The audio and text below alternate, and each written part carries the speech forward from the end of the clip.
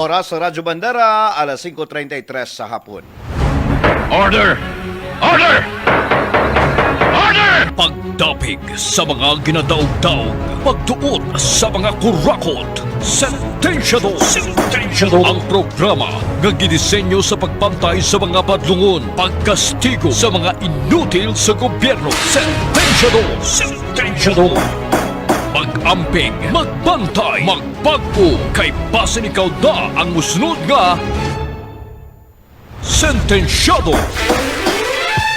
Alas 5:33, balik ta sa atong programang Sentensyador. Kinigihapon inyong ubos nga alagad, Mark Abaydan Aurelia. Tiguban na sad sa second segment nining kada adlaw niyong tulmanon Sentensyador. Mayng hapon di ay sa ato ang mga Facebook viewers, sila ni Pabalinas Barutag Michelle. Mayng hapon din na naminaw jud mi kanunay kanimo Abaydan.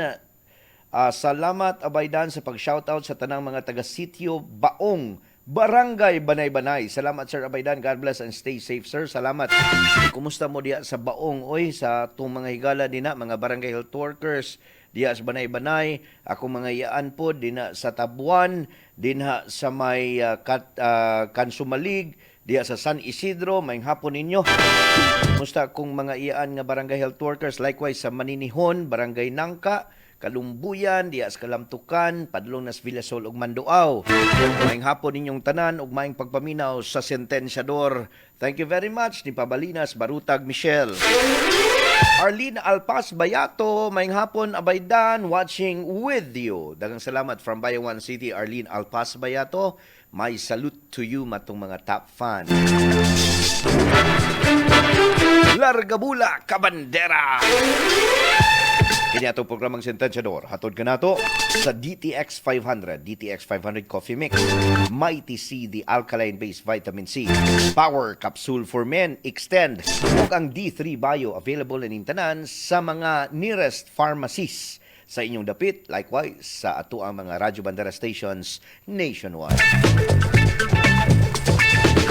Kabandera, mga suking tigpaminaw, hapit na ang Bugnong Lugaynon. October 1 to October 8 is the date for the filing of candidacies sa mga national o local candidates, kabandera. Ayay! Niining sapit sa pagsulod sa Setyembre, doon na gitawag og mga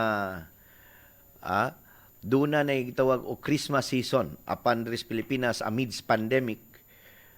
Mga kabandera, doon na say gitawag nga election season. Ayay! Doon na mga paglabay og mga masama, og mga maayo, og mga hisgutanan, dautanay sa ere, ngadtos pamantalaan, ngadtos mga telebisyon, kabandera, the airwaves or the air of election is on our midst, kabandera. Lame kayo! Lami kayo gyud. Dunay dagkog tiyan, dunay mga hinapay, dunay mga kawatan, dunay mga ligasyon, dunay pangdautay, kabandera, mga suking tigpaminaw. So mo na ni ang atong gitawag the Philippine politics. Sometimes makaingon ta, daghan masuko tingali apan inig-abot sa eleksyon, especially ning mga intablado kanang mangampanya kabandera, dautanay, no? Isig ka dautanay sa pikas bahig. But you know what? At the end of the day, ladies and gentlemen, it is your right to vote, the right to suffrage. Kana bitang imong 18 anyos kapataas, imuhang katungod ang pagbutar kay baski usa ka boto makahatag og difference, makahatag ka usbanan, especially kanang usa mamahimong duha o kanang duha nga pareho ngadtos kadaghanan hantod sa mahurya or majority naay kusog ang tingog sa tawo pinaagi sa gitawag natong Bugnong Lugaynon or piniliay or elections 2022. Mao na ni kabandera nga kining ato ang airwaves karon, bisag sa radyo, bisag sa telebisyon, makita man ninyo mga suki natong tigpaminaw ang isig kadautanay do ay Presidente Duterte mudaot sa Senado, dunay senador, mudaot sa mga kawani ni Duterte, dunay mga personalan na ang mga hinapay, ang tambok, ang kagwapo, ang kamaot, na Gordon, nga Red Cross na sad ang gibirahan, kay si Gordon ang dugay nang nagkupot sa Red Cross, ug uban pang natang sa mga pagdautay mga kabandera. Akong pangutana, is this the kind of leaders you want in the near future? Okay kayo! Okay kayo. Okay kuno kayo. Cool, bata pa ko cool. Okay kayo! Mao na ni kabandera, no?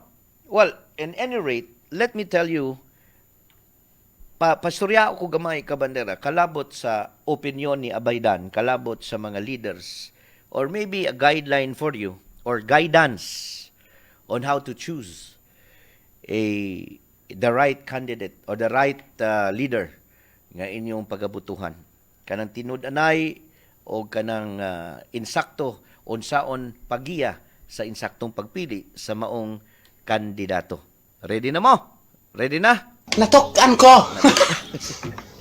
Natukan man noon. Anyway, kabandera, unang-una, kaning gitawag na tong bugnong lugaynon or elections for that matter, especially COVID-19, bawal ang crowd drawing ang mga activities. Dunay mga ni shortcut ni ini karon gani. O makita ninyo, advantage of the incumbent, no?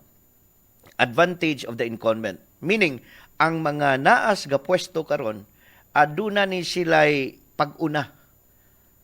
O adunay mga kahimanan. Makagamit sila sa sakinan, makagamit sila programa, makagamit sila og pasangil nga makapatapok. Kintahay, adunay mga ayuda nga ipandala gamit ang COVID-19 nga issue, dunay mga pangpanghatag o mga bugas, dunay pangpanghatag og mga kwarta nga gigamit ang COVID-19. Well, in fact, the government who says ang gobyerno nga nag-ingon nga bawal ang crowd drawing activities, mao sang gobyerno ang nagpatapok sa mga tawo. So, dunay increase. As far as local is concerned, dunay increase sa mga COVID-19 cases nga nahitala karon sa ato ang pagmonitor sa IATF. Why?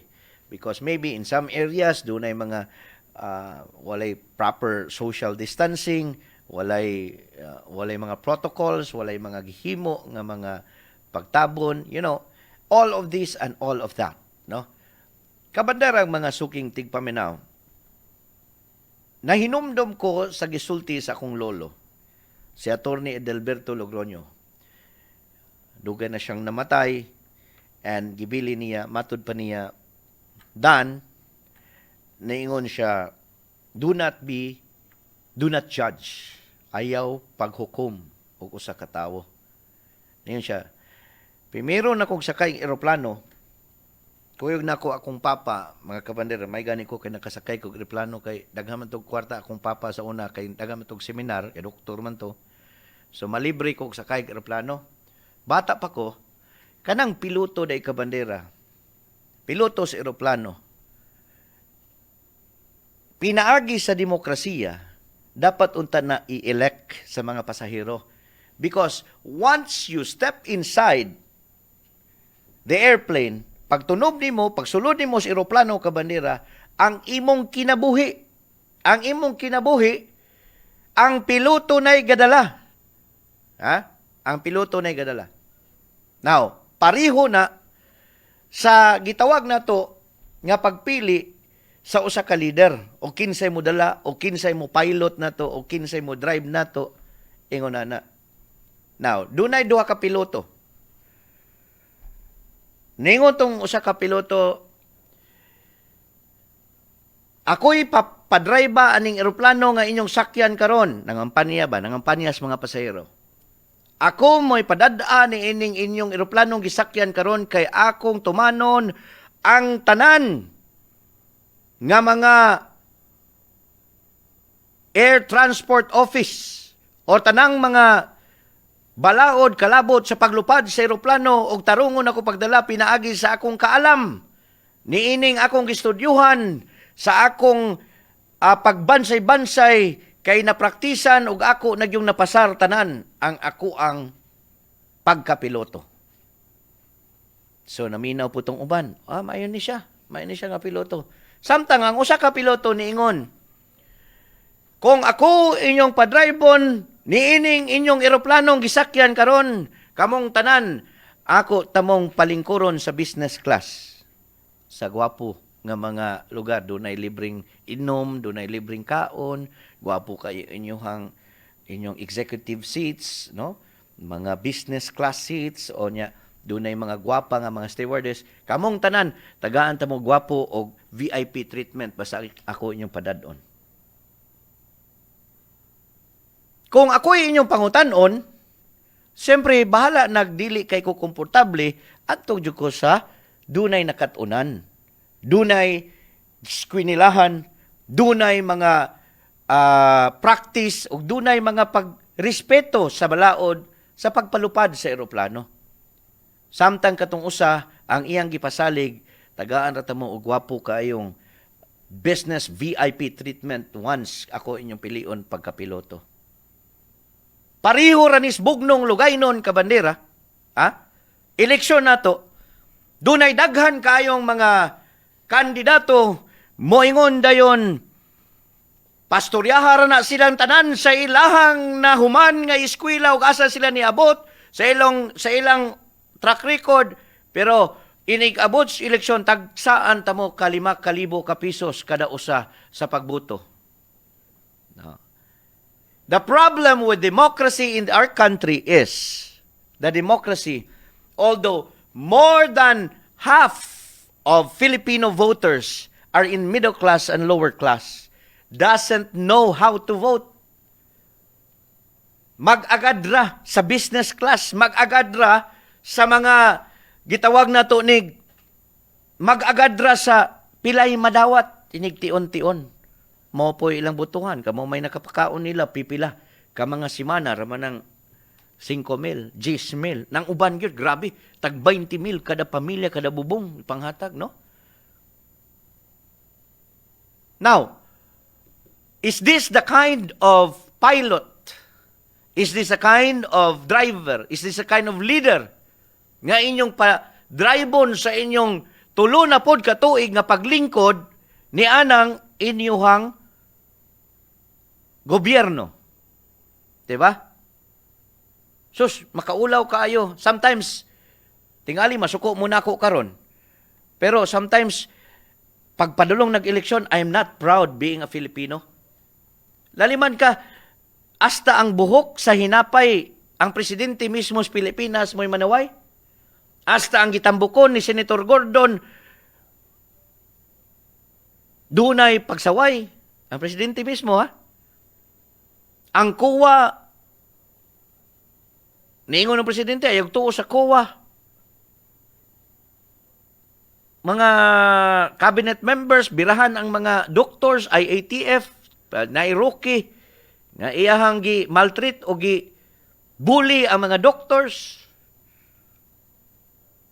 Murag dili kayo maayo ang airwaves or ang atong pagka-edukar kalabot sa eleksyon, kalabot sa piniliay, isig daotay. Now let me tell you this. Kung gusto mo mupili og sakto nga leader, money's worth or services worth, meaning ang inyong serbisyo nga natagamtaman karon tungod na sa pagpili ninyo atong niaging eleksyon. Kung gusto mong serbisyo nga tinudanay og tarungay nga serbisyo, bansayan ninyo maayo ang inyong mga kandidato. Dili lang sa pipila. Pipila ka mga salapi, ang pinakadakong muhatag mo inyong butuhan. Di ba? Guilty kayo ang most, not all. Again, guilty ang kadaghanan, dili tanan. Ni anang pagpili kay tungod, mas dako siyag hatag sa eleksyon. Kay pinalitay makaning eleksyon nato din. Apan adunay pipila mga kabandera, bisag pila pay ihatag ang uban. Dili gyud mo dawat. Ang uban mo dawat pero wise. Kay inig sulat ninyo dito, sa inyong baluta, kamo ra man po'y nakabaluan nagkin sa inyong gibutuhan. Diba? Now, democracy is alive in our country, yet very dangerous ang demokrasiya, mga kabandera, kay sometimes whoever is the highest bidder, bahalag walay alam nga piloto, basta kitagaan ka o gwapo kayong VIP treatment, mao inyong pilion kay harahay kayo, basig abot sa ugma damlag o sa unahan iniglupad sa langit sa maong eroplano, inigabot sa silong, wa pagani kaabot didto sa airport, na crash na inyong eroplano. Na crash na kay inyo manggipili ang walay alam, ang walay eksperyensya, ang walay kana bitong salig o pagrespeto sa balaod sa taas sa langit sa paggamit sa eroplano. Mga kaigsunan o mga kabandera, no? Kung ako'y inyohang katawa ko sa akong mga kauban diri, kung ako'y inyong iboto, dili, kung ako'y inyong pabuton, kay magtanaw, mag-obserbar man ko aning mga senador, mga kinsa pa na diyang pastoryahon, kung ako'y inyong pangutanon, kabandera, dili jud ko ganahan mo butar og mga kandidato nga manaot og laing kandidato. That is a poor way of campaigning. My God, shame on you. That is the very poorest way of campaigning so that you will win. Kanang mga ayaw, kanang tawhana na, kuana, check boy na, kanang bayhana na, daghanang laki, kanang lidira na, kurap na, kana siya, unsa may istorya nimo para sa imong kagalingon in taon, sir og ma'am? Ha? Sige na kag tudlo dito sa unahan, tudlo dito speakers, pero tanawa, asa ga padulong, ang tulo kabuk tudlo. Kay ang pagtudlo nimo kabandero, duha or usa lang ang thumb nimo og ang point finger. Apan ang tulo katudlo nimo, ni sumbalik nimo, ni balik nimo nga ikaw mismo nga gatudlo sa mga hiwi nga mga kadautan o mga paghiyas sa ubang tawo. Remember, do not judge. Do not judge. It's not for us to judge. Vengeance is not ours, it's God's. Mo ni siya nga kabanderang mga pagtulunan niining atong bugnong lugaynon. Ha? Now, dunay mo ingon nga, kana siya, personalan na kayo ba, no? Kana siya, kanang wig man na iyang buhok. Kana siya, kanang bahok man nag-ilok. O unsa pa na. But anyway, mga kaigsuunan, dili maayo ang kandidato nga mudaot og laing kandidato. Mao gyud na number 1. Pangutan-on nimo siya unsa man ang imuhang plataporma. Duna ba kay ikatabang sa lungsod? Mao gyud na ipangutanan nimo. Duna ba kay ikatabang sa Pilipinas? Ato tas barangay, duna ba kay ikatabang sa barangay, sa syudad? Duna ba kay agi nga maayo kang tawo? Based on experience. Unsa may gamit nimo dina sa konseho? Unsay gamit nimo diya sa board? Igo ra kang nidaog, paghuman nimo daog. Ha? Di na ka makitaan. Pandemic karon. Ladies and gentlemen, pangmata na mo. Kadaghan kayong gibutuhan ninyo atong niaging eleksyon, nga karon sa adlaw sa pandemic, sa panahon sa pandemya o COVID-19, ni mismo anino nila sa mga kandidato nga inyong gibutuhan, nga mga kalingkod karon, dili na makita. Asa naman na sila karon? Nagamit ba na ninyo? Gamit ba na sa inyong lungsod? Gamit ba na sa inyong local government? Gamit ba na sa inyong probinsya? Gamit ba na sa nasod? May nalang hapit og eleksyon dayong pamarinti, halog-halog, halok-halok, kumusta, gaw, parinti, iyaan. Pero pag humagdaog sa eleksyon, butangan ang ilang balay og forent, kanang pista sa ila forent, wa nag-aawa na dahil gapuyo diri. Kay ngano dili mo dawat nagpista, maski solicitation, halalikay-likay. Pero karon panahon sa eleksyon, panawagan ko, nanawagan si Biden, tanang mga dulay solicitation, solicitahe ba ng mga mudagag konsyal? Di ba kay grabe kayo na manghatag karon kay hapit ng eleksyon? Tinuod na. Pero tindagana karong mudagan nga bisag ginagmay nga sulayin ko ninyo kon. Sulayin ninyo. Pero hay naman na sila nga inyong gibutuhan tong niagi nga wa magay nakita bisag anino inigabot dito sa wala na'y trabaho kay na pandemic, na lockdown, nag-MECQ. Wala gani makaon ang atong mga igsuon. Hay naman mo mga konsehala mo. 'Di ba? Nya karong eleksyon, dayon na yung Team Aw. Samot, nagpagumag-filing, October 1 to 8. Remember, ha? October 1 to 8 is the filing of candidacy, local and national. Pag humana na, timaniin na ninyo, solisitahi ba na ninyo? Samot na ng atubangon ni mong daghang tao. Oy, konsyal! Palihog ta konsyal, bi, kay, nao, magkuhan mi, doon nami kuhan. Kanang activity, mga youth, doon nami activity, mga senior citizen, o dili ba, magrosaryo mi, nami kinalan mi, og pagkaon, ay sos. Perting daghana kayo dayon, parinti diri, gaw. Mga yaan, uyuan, sos, lolo, lula. Sa atong sitwasyon karon nga pandemya ka bandera, nindot ni kay naay panahon nga mag-istoryahanay ang mama ug ang papa ug mga anak nga makabuto ug dunay panagsikrituhay nga niining panahon na murag tingali maguna-una na ta kung kinsa dili man maka-impluwensya ang mga lideres, dili maka-impluwensya ang mga say tawag ana, mga bakiro or unsa pa nang tawag ana. Kay ang mga nag-istoryahanay, ang mga members pamilya kung kinsa gyud ang tinuod. But again, number 1, ang kanang kusog mo daot nga kandidato, muna siya'y walay sulod ang ulo. Walay plano. Walay planos kaugmaon. Ang inyuhang pagatanawon, kung kaning tawhana, akong ibutang dinha, mo'y akong butuhan, makalaban ba ni nako? Naa ba ni gamit sa syudad? Naa ba ni magamit ba ni siya sa mga iyahang mga talento, hiyas, iyang kaagi, eksperyensya, kaysa aning uban dinhi? Or kaning sa iyahang kontra? Makahatag ba ni og kaugmaon sa akong mga apo o anak? Makalaban ba ni namong senior citizen, kaming mga inahan? Makahatag ba ni o panginabuhi kanamo niining pandemya? Ya, timan ito ninyong wala nakita atong pipila ka mga bulan ni agi human atong ni aging eleksyon.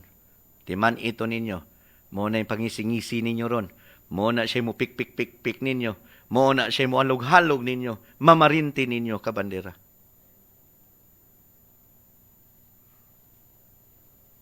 Mga suking tigpaminaw, it is your right to vote.